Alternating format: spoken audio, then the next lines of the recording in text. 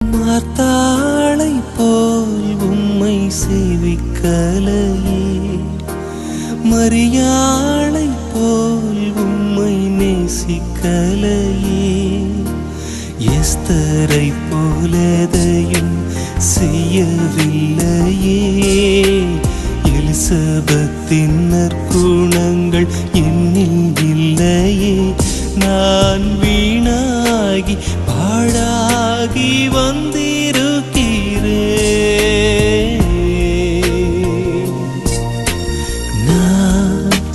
நானாகவே வந்திருக்கிறேன். பிரசன்னத்தில் வந்து நிற்கிறேன். நீ இன்று என்னை ஏற்றுக்கொள்வீரா? ராஜ்யத்தில்